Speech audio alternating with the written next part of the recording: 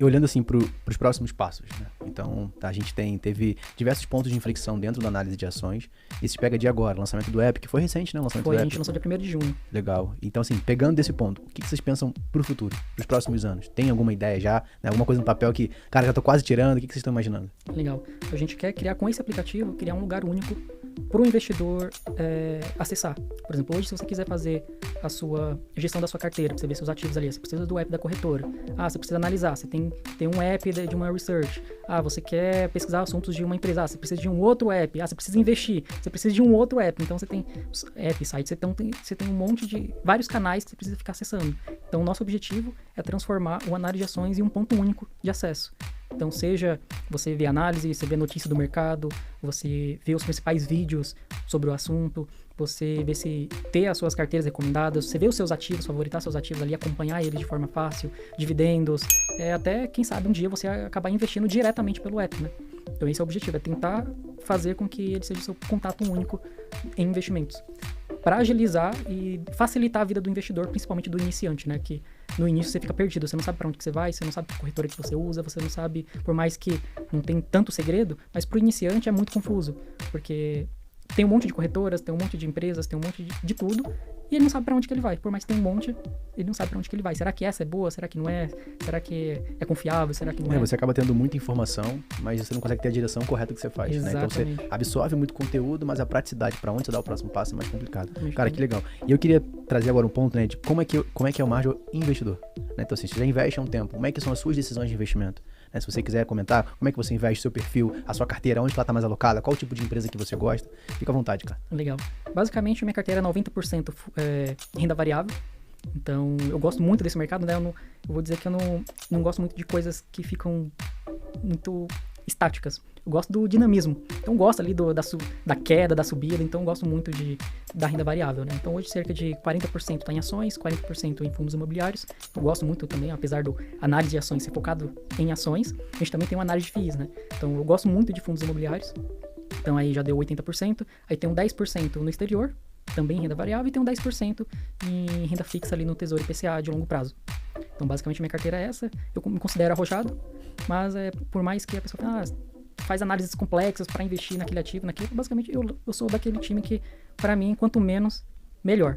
Mais simples, melhor. Então, basicamente, eu, com base nas nossas análises também, né, do nosso score, conforme eu conheço as empresas que estão ali, né, que boa parte delas sou eu mesmo que faço também, junto com meus analistas.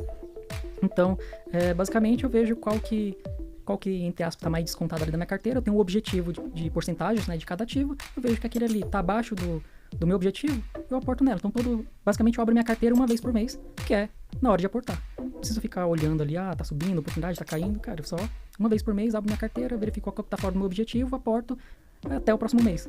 Basicamente, assim, tão simples quanto isso.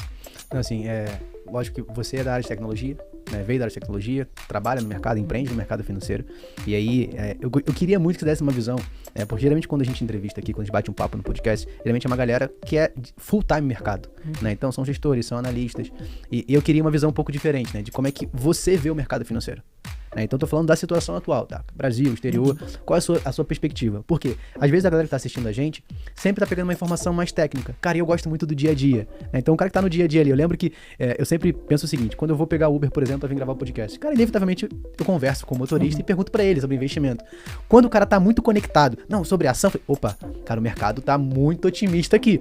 Porque até essa galera, né, tá todo mundo comentando sobre esse assunto. Então, calma aí, será que já está no momento agora, acho que, meio mais complexo, de uma subida que teve recentemente, todo mundo tá comentando, e quando não tá falando, eu penso ao contrário.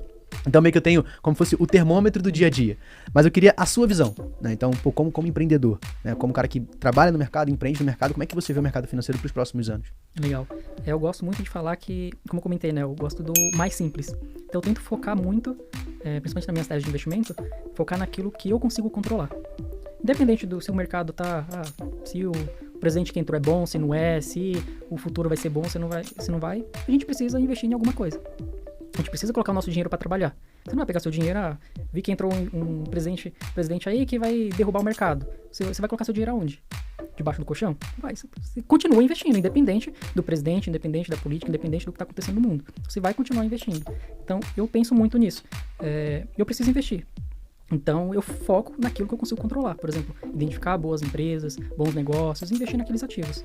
Se o mercado vai subir, se vai cair, aí é consequência de tudo isso, né?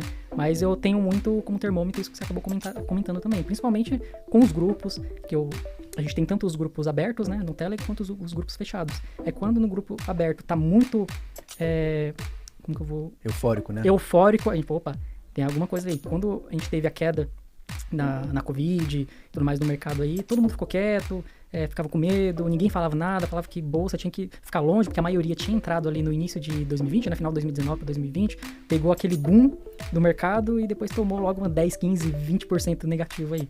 Então, eu tenho muito esse termômetro também, para saber, não se é uma hora boa para eu investir ou não, porque eu sempre estou investindo, mas para saber para onde que o mercado vai, né?